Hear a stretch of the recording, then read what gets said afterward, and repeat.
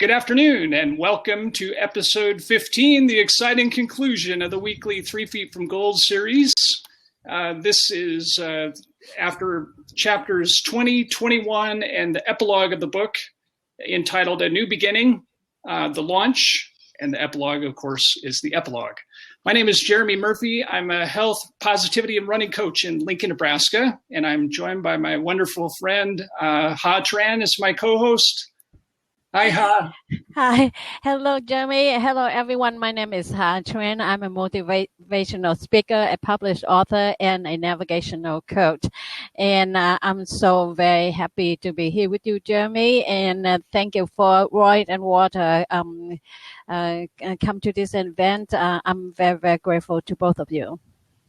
Yes, and we're grateful to all the people that have joined us over the past 15 weeks. It's been amazing to see the variety of people that have showed up and the insights and questions and comments that they've made have made this a richer dialogue. So thank you to all of you. Yeah, and you know, as Water have on the sidebar here, this book is very, very significant because it's just like it's similar to the Think and Grow Rich. However, this the story and the way it's writing for the modern day, for us, for our generations, and I think that. Like you mentioned, we gone through that maybe more than 15 weeks because when we read it, we digest it and we massage it, and until we just say, "Oh, this is the book that we want to share." True, and I remember deep discussions on this book back in December too. So I don't want to imply that we've only been dealing with this for 15 weeks. Yeah. And, having said that, I want to say thank you to Roy, too, because Roy is the one that got us together. Yes. And then get them to our meeting and then, the meeting of the mind. And then we get together. And I'm so glad that, we have today, to wrap it up, the book that we so much interested in and we so much want to share with our viewer. And there is an appendix at the end of the book, and we'll get into that later, but it's kind of fill-in-the-blank style. So for those of you that have the book or might be thinking about buying it, make sure you look at the appendix. There's a lot of great content in there. So easy to read. Looks like, if you haven't seen it, it has that nice gold color to catch your attention and tell you need to put it in your cart and buy it. Yeah, and this is very, very easy to read. And again, Jeremy and I, we dig a little bit deeper because, if we get the message, we certainly get the message. But because we dig a little bit deeper, therefore, this one have a significant meaning to us because the message and the story of our life, we can weave it in. And then it is this is the celebrations of our get together and to Water and to Roy that who are the people that we met on this platform. Thank you, guys. And yes, thank you. We do have some preliminary housekeeping we want to get to, and we want to get to it before it flies off the screen here on the side. We did ask for permission to present this series from the Napoleon Hill Foundation, and they were very happy to get us permission to do that. But they asked us to read a notice to tell you how to reach them and find them on the internet and the type of work that they're doing. So here's the notice that we agreed to provide as part of our agreement in presenting this series. 3 Feet from Gold is used with the consent of the Napoleon Hill Foundation. However, the foundation has no control over and does not endorse the Blab.im platform or content. To learn more about the Napoleon Hill Foundation, go to naphill.org. And they're doing wonderful work around the world. If you haven't looked at their content on social media, which ranges from LinkedIn to Instagram to Twitter, they're just all over the place. They've helped thousands of people around the world. There's so many books that are published by them or with their cooperation. And I really encourage you to check out the foundation. They're doing wonderful work, and we want to be supportive of them. They've been supportive of us in allowing us to present this and share this experience with you. And we want to be supportive of them and encourage you to go to their website, visit them, and tell other people about the foundation. Just like Napoleon Hill, he took that's a lifetime of learning and the principle of success. And Greg Reed also have gone through that journey. And then he met all the people, the modern people, that the mover and the shaker, and all in all, that is, people have their passion and they follow their passion. They don't quit until they get to where they needed to. So that is the arc of 3 feet from goal. So do not quit too soon. Yes, we do have an update to make to our success formula that we shared with you many weeks ago. The original one gets updated towards the end of the book in the chapters that we're covering today. So this was the original formula, and we'll get to the new one. Yeah, and Jimmy, I agree with that, because that one is to get us started. Right. When we're talking about P for passion, and T for the talent, and A for association, and A for action. And I totally agree with that, because you have to do something you love and something you're good at it, and you have to find the group of the people, the association, to collaborate with you, and you have to roll up your own sleeve and then to take a massive action, because without our own actions, nothing can happen. Because as much as you want for me, as much as I want for you, but until we want for ourselves, nothing can happen. That's true. And I'm glad you said massive action, because some of us talk about taking action and then we don't follow up or follow through. That's very important in being successful. You can't just sit on the couch and have things happen without some effort. That's correct. Because if you sit down, you're eating bon, and you're wishing that nothing can happen that way. You have to get up and walk out. Right. And, and when people said, I'm terrified of walking out, but, just think that if you have to sit on that couch and think that happened to you, or you want to make thing happen for yourself, and that is an entire different strategy. Wish and wanting is not have nothing to do with this success. And when I know that what you want to talking about earlier, that is the faith. And faith, that you might have faith in your God, your creator, but the faith in this book and to me is the faithing in ourselves, our own ability. True. And it has to be a deep faith, a deep, lasting faith that doesn't get rocked by chaos or challenges or obstacles, but a persistent faith that's going to last and empower us to be stronger and to help others be stronger and transform their lives in that way, so that they have the ability to help other people. If you give it your all, you put to your limit.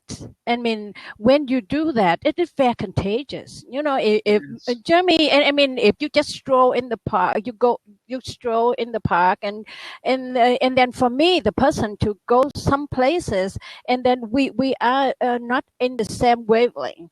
Because we need to. That's why association very, very important. And then we need to understand our purpose. And as you and I, we have a conversation some time ago, we're talking about, I live my mission to serve my purpose. Yes.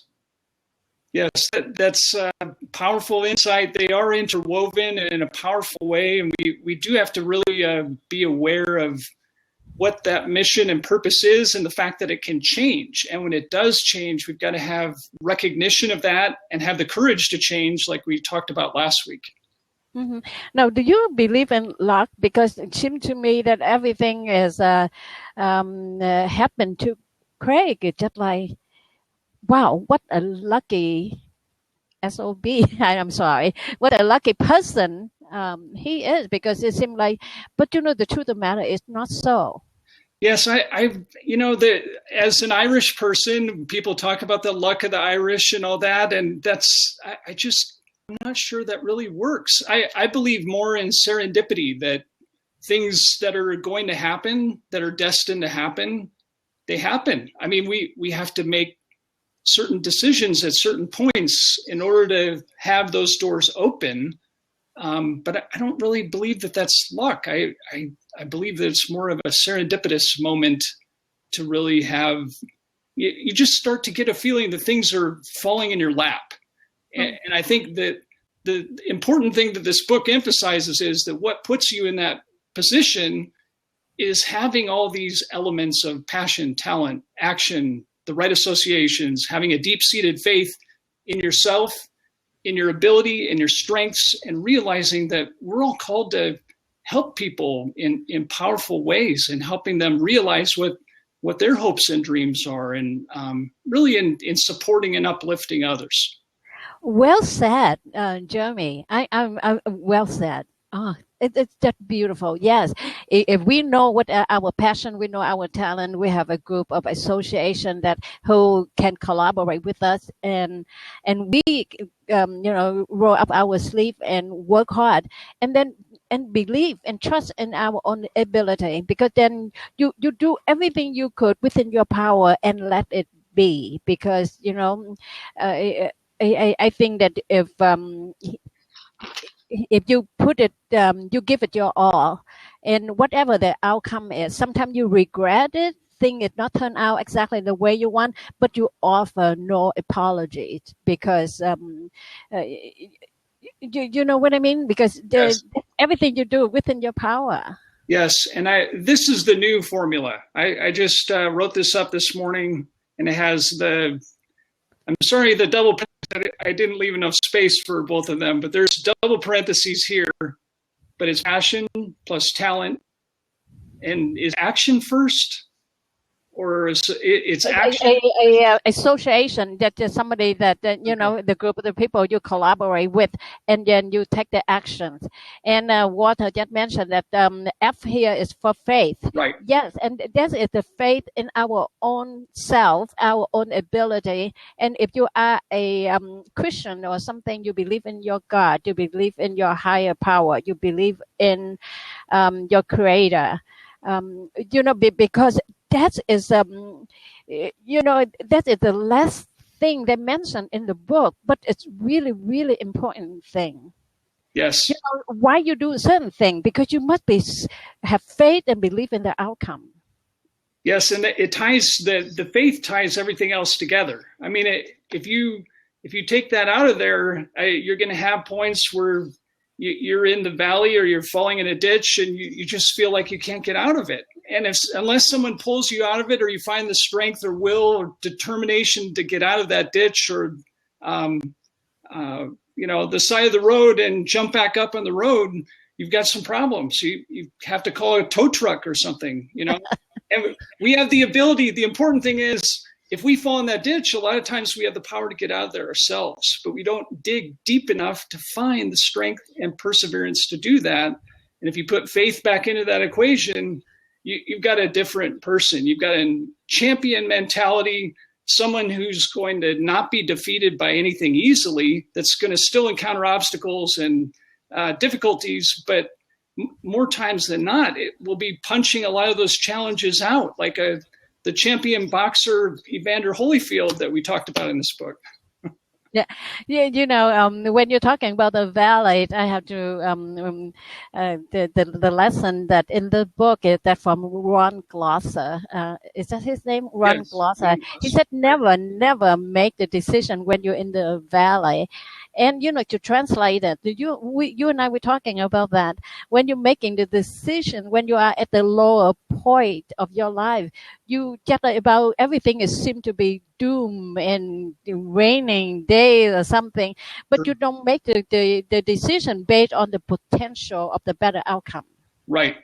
Yes. When we're in those points, we're in kind of a rotational pattern of pessimism, and it spins faster and faster, and we can't seem to break that cycle, and we really have to pull the plug out of that circular pattern and be able to look at things differently. But you're right, when we're at the lowest points in our life and we feel like all is lost, like things are hopeless, it just seems like one little thing sticks to another, and we have to be able to separate those things in a meaningful way and say, okay, I had a bad day, but a bad day doesn't mean that you're going to have a bad life. And nice. Yes. A lot of us have had terrible days that maybe things that we don't even want to tell anyone about. at all. Our closest friends, our family, but that doesn't mean that we have to have a bad life, right? We shake it off, we let it go, we move on. We realize the best is yet to come. Yeah, it's so, that's why I said to you many times, Jeremy, love to talk with you and have the session with you, because you have the good way of bringing this segue into it.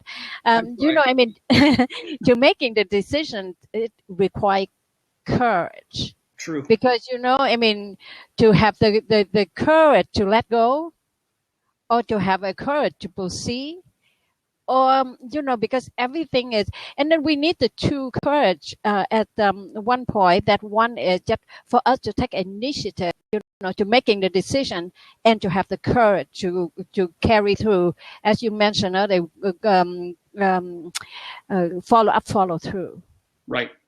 Yes, the courage is a big part of it. Probably one of the, the top 2 or 3 things we have to have. If we don't have it, we're just going to, more times than not, be hiding in moments where we really have to be bold and strong and stand tall.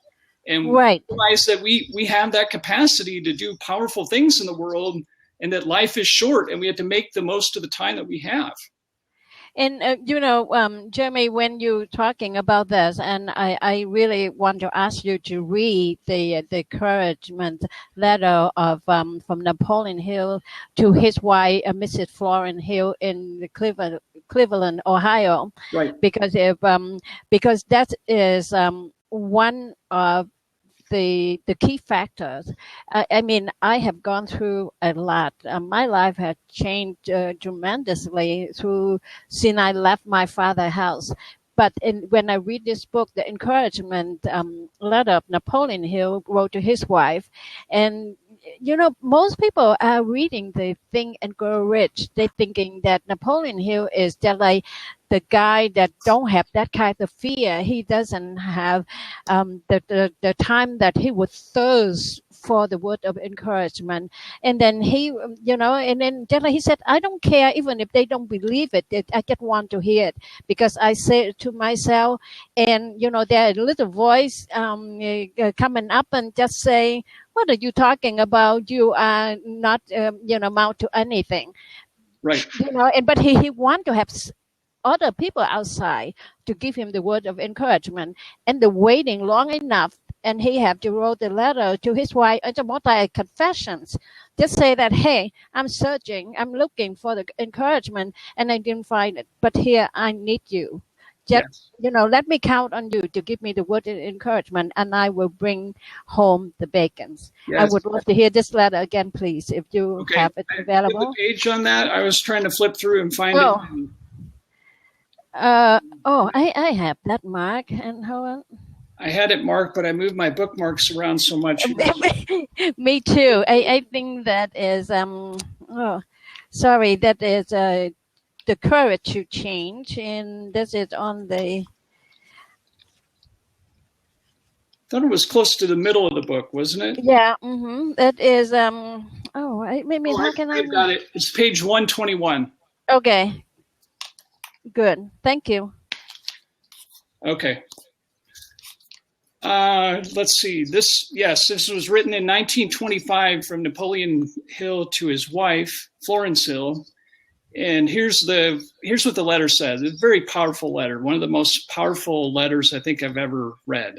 Yes, me too. Me too. But here's what it says, and I quote, "We will soon be having lots of money. Leave it to me to get it, but meanwhile encourage me and tell me you think I can do it. You have no idea what it's like when not a soul on earth encourages you and all the negative forces pour in on you. It takes superhuman strength of will to throw them off. I would give anything if I had someone, even though they did not mean it or believe it, to tell me they knew I could succeed. I would like to hear this every day, and sometimes twice a day. I would keep telling myself this, but it is not as if it came from an outsider. The other self in me keeps denying it when I say it. I suppose you understand what I am talking about. Or do you? If you do, then you can sympathize with me and perhaps will help me. All I need is a little encouragement right now, and I will go over in a big way and bring home the bacon. Wow. I mean, this is the letter that I keep on reading to myself. Sometimes that we forgot that, doesn't matter. I'm known as the evangelist for hope, because when I speak or when I scope, I deliver a message of hope, empowerment, and encouragement. But at times I need to hear that myself, because that's a renewed commitment to our own self. True. And I think it's very, very important. But see, sometimes people looking at a lot of the whole world give the credit to Napoleon Hill and the Think and Grow Rich. And people forgot that the man himself, was struggle. He really did, yes. And just the difficulties that he encountered to get not only Think and Grow Rich published, but some others. I mean, there was a book published in 2011 that Napoleon Hill wrote. Yes, it took that long to get it published for reasons maybe we won't go into in this blab, but it's just looking at the breadth of what he wrote and the difficulty of some of the writing, it's amazing to see what he went through to get it done. But he was persistent. He didn't give up, did he, Ha? Yeah.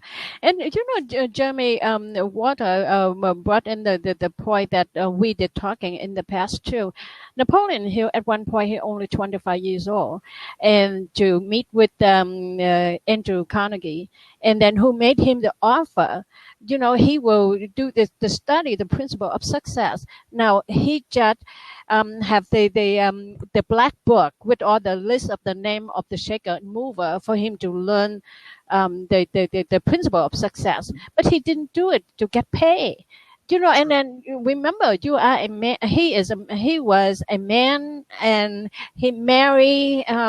They didn't talk about his children, but there's a certain responsibility. When you at one point, I just cannot imagine what's going on in the head of a under 30 years old, to thinking that you fail as a man to provide for your family, and you chasing for something. True. Later on, people recognize and pay, give you all the credit for. But at the time that you need to put food on the table, and the mortgage to pay. Right, and that was a difficult time too. I mean, there were times were tough. People had to be very creative to make money, and some of them resorted to not so legal ways to make money. But that you just have to find ways to figure out what your talents and strengths are, and dig deep and unleash your creativity, like Napoleon Hill did, like anyone who has written a wonderful book or published one. Yeah. I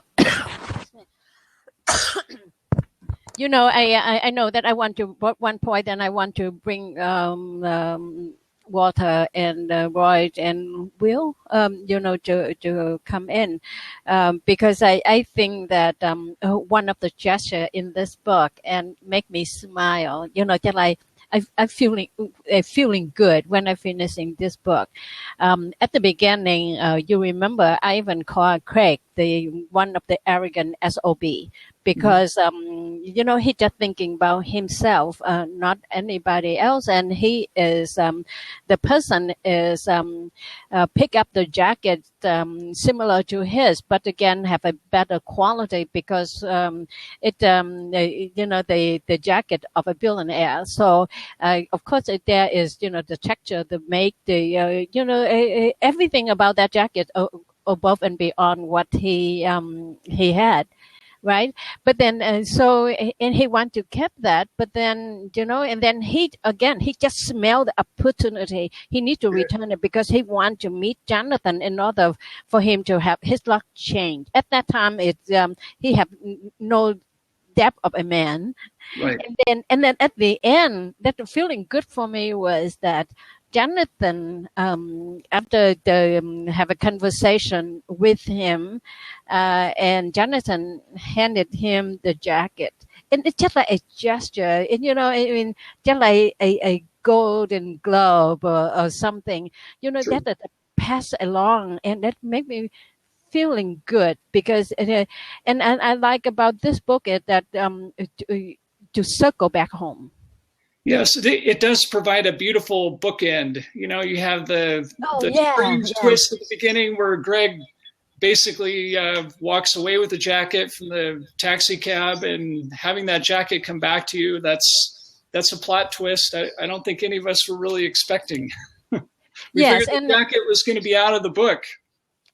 Yes, but and so what a nice gesture, and then a circle back, and at the beginning, at one point that Jonathan might be really upset that he lost his jacket, but and then at the end he gladly to give it to his protege.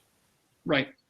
Yes, and doing that as a teaching moment too. I think to show him that his time had come, and that he needed to proceed with his projects, get the book published, and move on and inspire countless other people that Greg Reed has. Yeah, it's just like a with the Olympic with the baton, the torch. The torch, yeah. They just, and when I read that, and I have to nod my head and smile because it's so beautiful. So okay, so let's wrap it up, and we want to bring our guests in. So so we done this book, and I if you follow Jeremy, you know what's going on with his life and with his career. And I want to say goodbye to one of my dearest friend on the on this platform, or online or offline. Good luck with your new endeavors, because I'm rooting for you. Thanks. I think it's very important that all the lessons in this book are very powerful, but I think one of the most powerful ones to me is that we just have to be indefatigable. We have to have a champion mentality, tie all these elements of success together. And if we can do that and be bold, strong, and courageous, we can help many people. And that's really the thing that I think we're called to do the most, is to help people in any way we can, as much as we can, and to try to find ways to live out our dreams in a powerful way that can help others. Yeah. So in another word, they do not sit there and wishing and dreaming, because a dream is a dream. Even though I know that Disney, he said that a dream is, what did he say? If you can dream it, you can see it. You can dream it, you can do it. You can do it, yes.